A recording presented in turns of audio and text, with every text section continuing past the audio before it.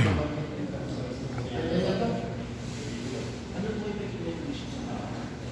yun yung mana-mana ng Espiritu. Nagbunga ng pagsamba sa Diyos. Yun yung verse. Kaya mana-mana yan. Ito may mga verse yan. Jeremiah 32:20. Ang tirahan nila, yan, sinapupunan. So ngayon, dati, tingnan mo ako, Pastor, nanaman ako ng sakit, baga. Bakit na nagkaroon ng abdo at tayo sigura ito ka, ito? Nangitlong na yung ahas sa loob ng tiyan. Ito. Isaiah 59, verse 5. Sila'y pinipisa ng mga itlog ng ahas at gumagawa ng bahay gagamba. Oops, ito mo. Kaya kung minsan in the spirit, pag dasir ka, nakakakita ka ng sapot ng gagamba sa loob. Diba? Yung mga dasir natin, kita nila. Diba? Nakapasok yung ahas. Di may itlog doon. Oo. Ngayon, pag may sapot ng gagamba yung pancreas mo, diabetes ka. Pag may sapot ng gagamba pantog mo, mahirapan ka humingi. Sinasapot na nila yan. Oo. Kaya, kailangan alam niyo paano i-deal. Kaya ang Biblia, lahat naman ng problema ng tao, mayroong solusyon ng Biblia. Hindi nyo lang talaga namukay. Hindi nyo lang natuklasan. Pero pag natuklasan mo, kakaiba ka na. Sabi nga, kaya mo nang harapin lahat eh. Kaya ako malaki, sige, tanong kahit anong tanong. Kasi alam ko eh, may talata eh. So ako man walang alam, ano ko, bakit ko talakayin? May tanongin niyo, ano yan? Malay ko yan, hindi ko alam yan eh. Kaya nga ako mismo, sinachallenge ko lahat ng Diyos, magtanong kayo. Kasi sa pagitan ng pagtatanong, matutunan nyo. Amen. Hindi naman kayo magtatanong para makipagtalo. Kundi lalo si kakaliwanag yan eh. Para pag may nagtanong naman sa inyo, kaya nyo naman sagutin. Diba? Ganun lang yan eh. Wala namang mahampong dito sa ating mahal.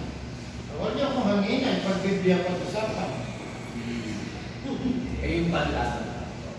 O isa pa to eh. Dalawa na. Dalawa na kayo eh. Kasi Sinabi ko mamaya. Yeah.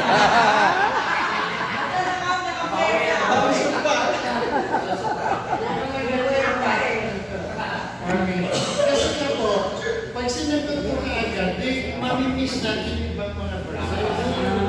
Okay. Kasi kailangan lalawakan yan kung kaya pa natin. Madali solusun. Okay, dito muna tayo. So, ulitin natin. May itlog ng Gagamba.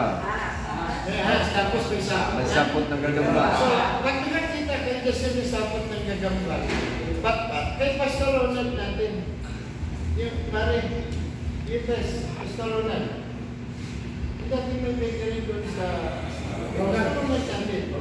Oo, laging, ano yun, laging na hospital kasi nahirapan namin.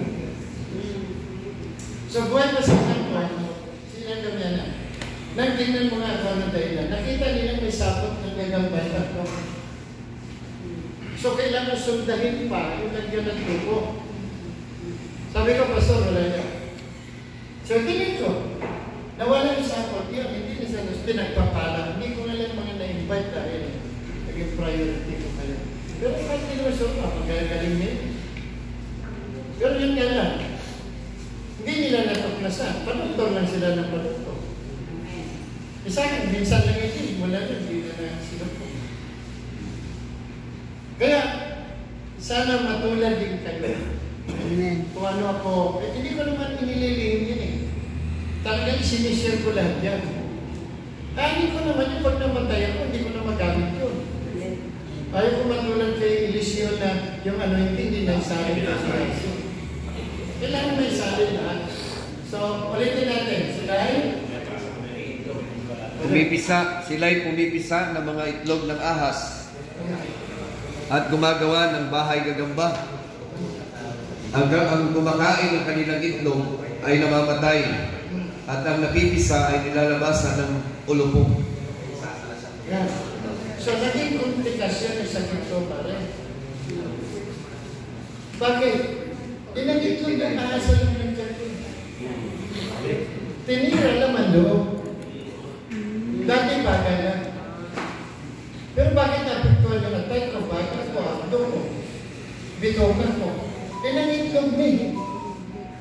So, daming sinira sa loob ko.